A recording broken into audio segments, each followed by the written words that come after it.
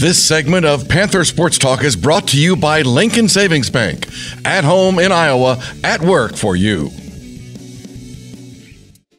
Welcome back to Panther Sports Talk. The UNI men's basketball team picks up two big wins in the Missouri Valley Conference this week. A huge road win at Evansville and then defeating in-state rival Drake.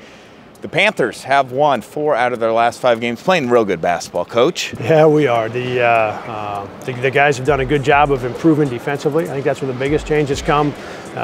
We've got guys that are fighting harder to get through screens and fighting harder on rotations, fighting harder to recover and get the spots. And then our rebounding has improved as well the last 10 days. And those are things that we felt like from a staff standpoint that we had to elevate. And so good to see the guys working in those areas. And our transition offense has been, that's kind of where we've been best all year, but it's slowly even getting better now. Every game we seem to find out that that's an area where we can really have success. And so the way that we've pushed the ball, I think that's helped us. And then I'll tell you the thing this past week, the way Seth worked on the block. He went to that block and really worked, and he doesn't always touch it, but he's working every time, and that's going to open some things up for some other guys, or we're going to be able to get him a touch. It's not easy to win road games in the Missouri Valley Conference, but a dominant 80-53 win at Evansville. Biggest margin of victory on the road in a Valley game ever for UNI. An impressive victory. It was an impressive performance by the guys. I go back to our defense and rebound. We really defended against Evansville. They had just played Butler within the last couple of weeks, played them toe-to-toe. They had just played Indiana State, who we know in our league has got a very, very good team. Senior dominated. Oldham is back again. One of the top teams in our league, and they had played them toe-to-toe for 30 minutes. And so I expected it was going to be that kind of game. Our guys went out and just defended and really worked at that end of the floor and made it hard for Evansville to get anything going. And then we had a really good performance again out of Dion. I don't know how much, I don't know what he scored in that game, but he was getting past guys and he was getting in the lane and he kept finding guys in that three-point line. And that was a game, we ended up making 14 threes in that game. But a lot of that comes off of what Dion and West do, and Dion did a lot of it in that game, especially early against Evansville. A very good Drake Bulldog team came into the McLeod Center.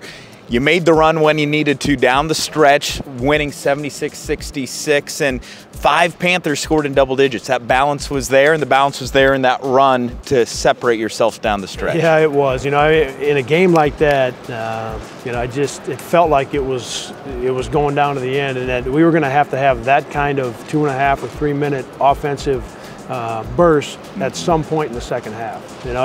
You'd rather have it earlier and get the lead, so then you get the crowd behind you and you play with the lead going down the stretch, but it just wasn't to be tonight.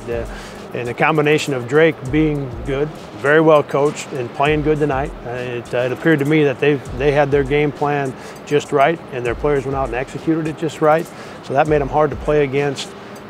And then we had some good opportunities that we didn't cash in on, so we couldn't quite catch them. And that's where I give our guys a lot of credit tonight. They stayed with it the way in which we want to play, and that's hard and fast in transition.